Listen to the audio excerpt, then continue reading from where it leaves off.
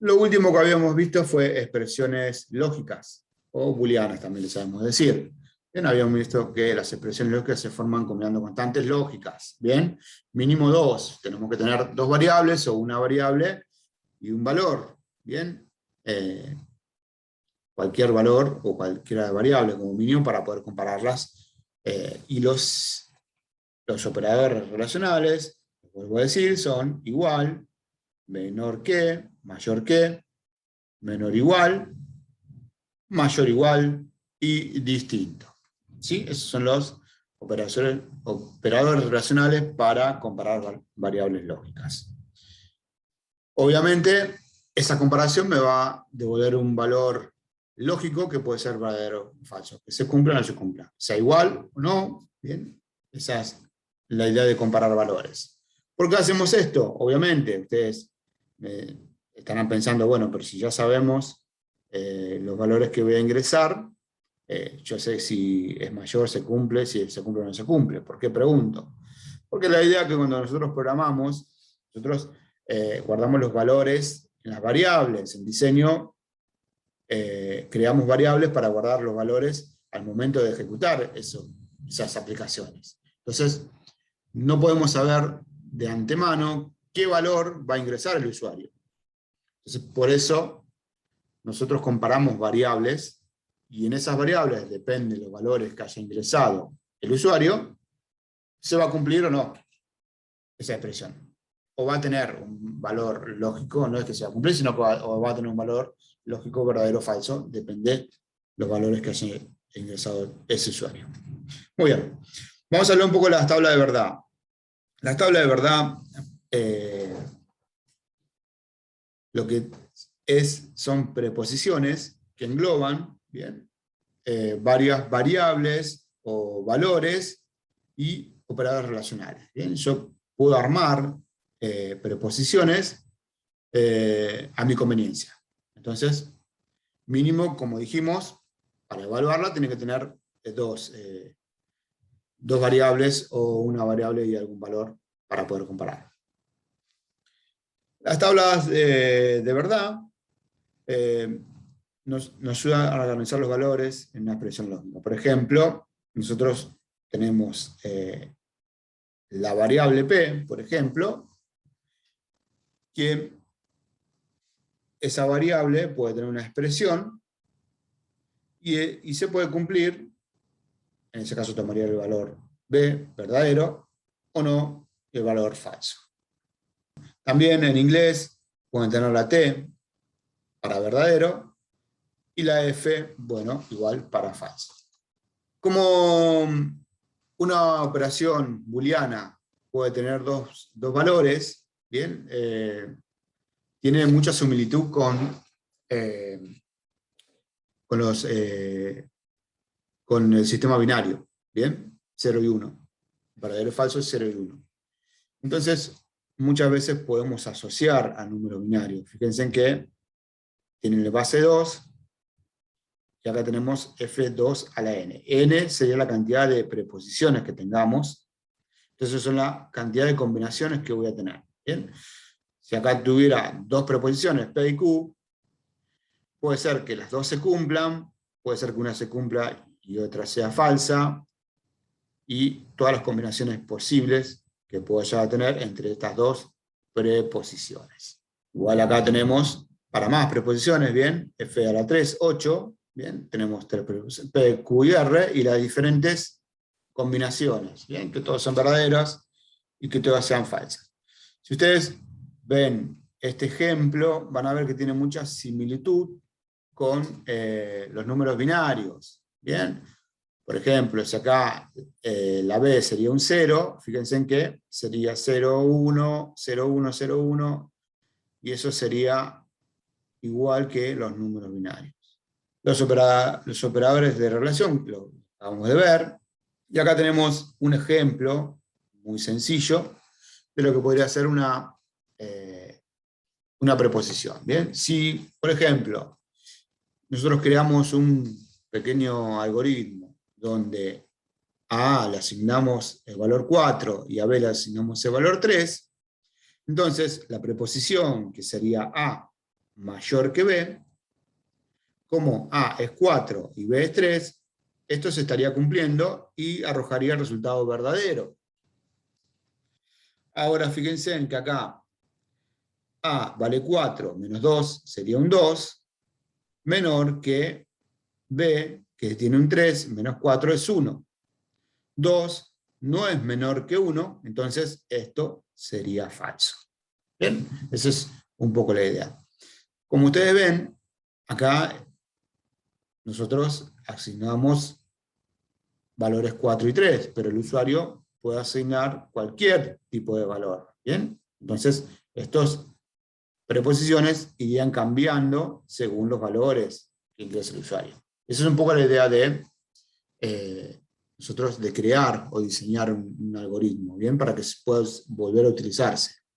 Bien, vamos acá a este apartado acá, a este párrafo. Este párrafo dice que los operadores de relación se pueden aplicar a cualquier tipo de datos estándar, enteros, reales y lógicos. Y ahora vamos a hablar un poco de eso. O sea, lo que está diciendo esta parte del párrafo es que yo puedo, en una preposición, a las variables les puedo asignar valores numéricos, tanto enteros como reales, valores lógicos y valores de carácter. ¿Y cómo sería? Bien, entonces dice que si tenemos un tipo de dato carácter, se requiere una secuencia de ordenación. Los caracteres, similar al orden creciente o decreciente. Esta ordenación suele ser alfabética, ¿bien? Entonces, A sería menor que B, ¿bien? En ese caso. Tanto mayúscula como minúscula. Bien, la numérica ya la sabemos. ¿Y cómo podemos saber, por ejemplo, porque podríamos agregar símbolos también, ¿no es cierto? Entonces, para ordenar, lo que se usa es el código normalizado como el código ASCII. ¿Bien? El código ASCII, no sé si se acuerdan, que lo vimos en el primer módulo, tenía un orden, tenía una numeración, ¿bien? Y al lado del símbolo, que puede ser un número, una letra, o otro símbolo. Y eso estaba ordenado en el carácter ASCII, correspondía a un número, a un valor, ya sea binario o numérico. Entonces, lo que respeta para ordenar, bien, para decir si es mayor o menor un carácter, es el código ASCII. ¿Cómo está? En orden creciente en el código ASCII. Y acá tenemos, por ejemplo, los códigos normalizados son los caracteres especiales, los valores de caracteres que representan los dígitos, bien, del 0 al 1, bien, acá hay algunos ejemplos, las letras mayúsculas de la A a la Z, y sigue el orden alfabético, bien, como podemos ver, y si las letras minúsculas están siguiendo el mismo criterio, A más B y F, bien, en ese orden. Y ahora algo interesante es cuando se utilizan los operadores de relación, o sea, estamos hablando de los valores lógicos, la constante falsa es menor, bien, ténganlo en cuenta, es menor que la constante verdadera. Entonces, la constante falsa es menor que verdadero. Bien, eso para que lo tengan en cuenta, si hay alguna proposición, suelen armarla de esta forma, acuérdense en que falso es menor que verdadero. Si nosotros vamos a preguntar por las preposiciones, si una se cumple y otra no, tendríamos que tener eso en cuenta. Acá vemos otro tipo de operadores que la clase pasada los nombré, pero acá la vamos a ver en esta tabla que tenemos acá. No o not es un operador lógico, este es su símbolo, y significa la negación. ¿Bien? Y acá tenemos, fíjense en que acá tenemos una tabla, por ejemplo, si la preposición B es verdadera, si yo le pongo el operador lógico not, ¿ven? Este símbolo que ven acá, lo que hago es invertir su valor. De verdadero pasaría a falso, y a la inversa también. Es la negación cambiaría el valor de esa preposición. Ahora, and o y, bien, que es conjunción, este es su símbolo, es la intersección, hablando de conjuntos, es la intersección de P y Q. Serían los elementos en común que tuvieran P y Q, o sea, que se cumplirían. ¿Bien? Y OR, o, que es la disyunción, sería la unión de P y Q. Bien, es lo que no estaría en su intersección. Estaría en P o en Q. Vamos a ver, por ejemplo, en conjunción. Bien, esta sería una tabla de verdad. Bien, acá, acuérdense que P y Q son dos preposiciones, ¿bien? Que tendrían que tener armadas, preguntar si hay mayor que B, bien, tendrían que tener armadas las preposiciones. Y se pueden cumplir o no. Acuérdense que como mínimo tendría que tener dos operandos esas preposiciones. Y Q sería otra. Si fueran las dos verdaderas, como es conjunción, sería verdadera. En el resto de los casos sería falsa. Bien.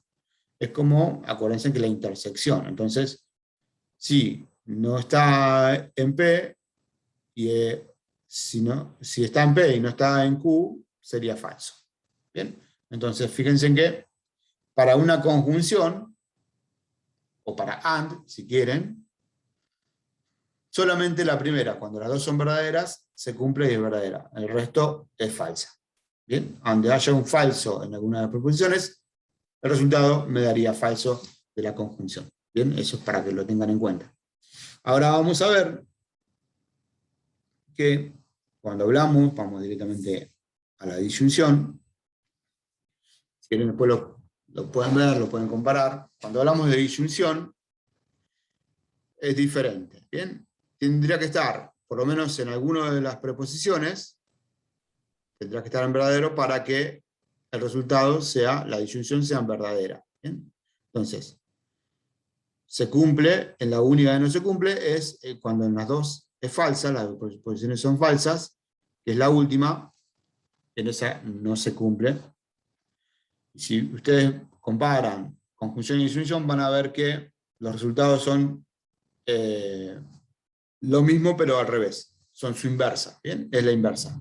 En la conjunción sería falso, falso, verdadero, verdadero, falso, falso, falso, y acá es falso, verdadero, verdadero, verdadero. Bueno, acá, si quieren, tienen varias tablas de verdad, donde pueden entender un poco cómo es cómo trabajan. Vamos a hablar sobre las operaciones de asignación. ¿Bien? ¿Cómo asigno valores a nuestras variables? ¿Bien? Eso es importante que lo tengan en cuenta. ¿Cómo asignamos los valores? La operación de asignación es un modo de darle valores a una variable. ¿Bien? O sea, guardo un valor en esa variable que creamos. Acuérdense en que la variable, nosotros cuando la creamos le ponemos un nombre y le asignamos un tipo de datos, que puede ser numérica, dentro de las numéricas puede ser real o entera, puede ser una variable tipo carácter o puede ser una variable booleana. ¿Bien? Y los valores que yo voy a guardar dentro de esa variable tienen que estar relacionados con el tipo de datos, si no, no podría guardarlos. ¿Bien? Eso lo tienen que tener en cuenta. Ahora, la operación de asignación es a través del símbolo igual. Y la operación es siempre de derecha a izquierda. ¿Bien? Como está acá en el gráfico. ¿Bien? La variable siempre tiene que estar de la izquierda, el signo igual, y el valor que voy a guardar en esa variable. ¿Sí? Esto es muy importante que lo sepan.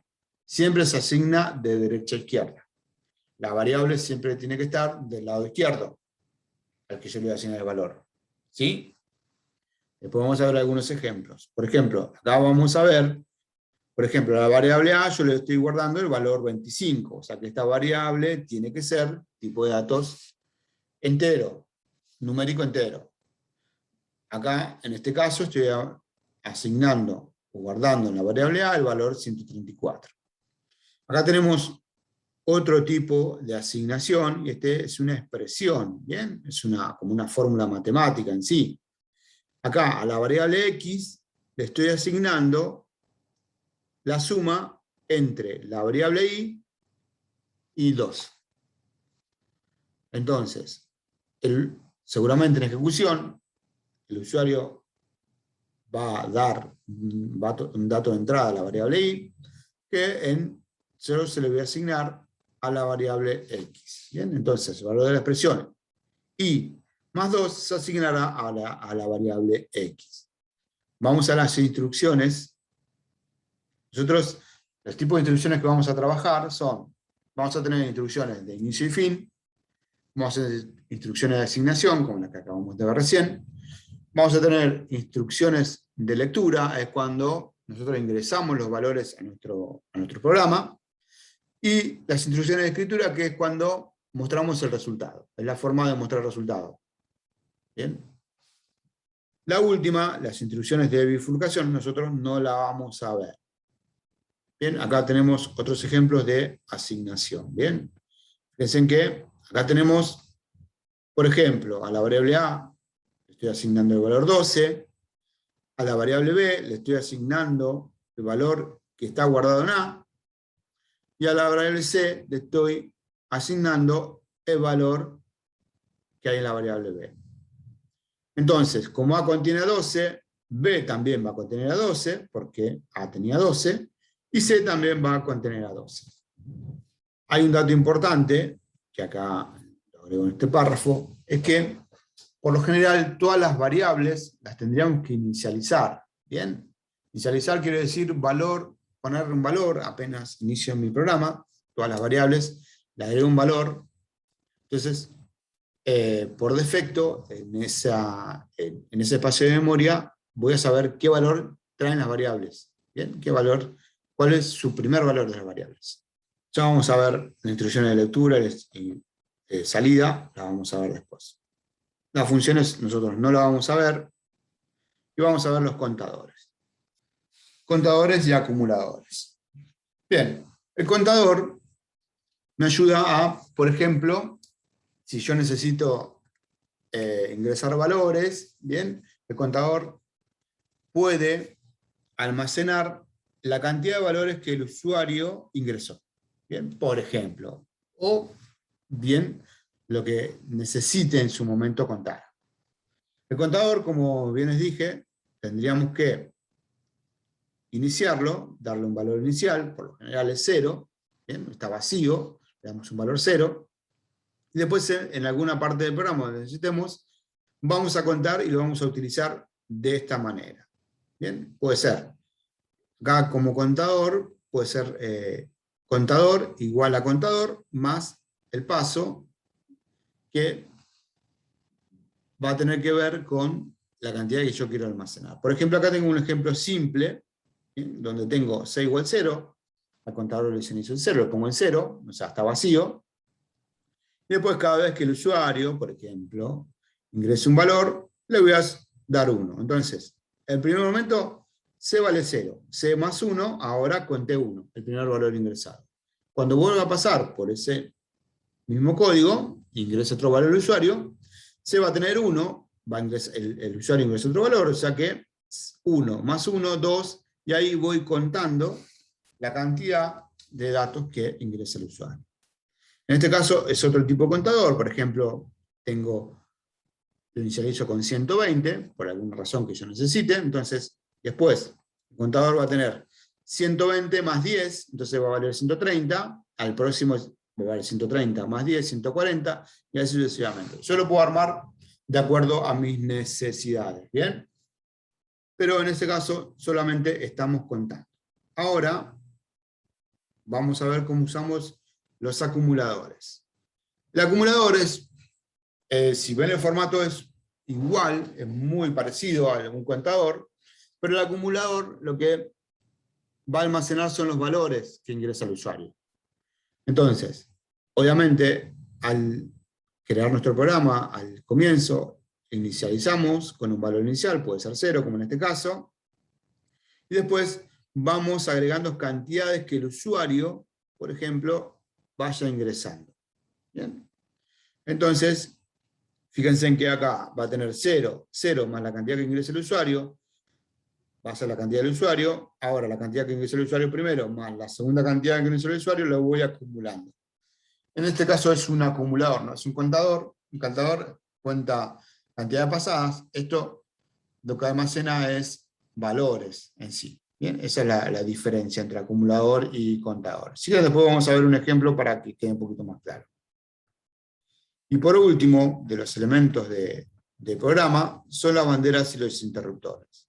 Bien, ¿para qué usamos una bandera y un interruptor?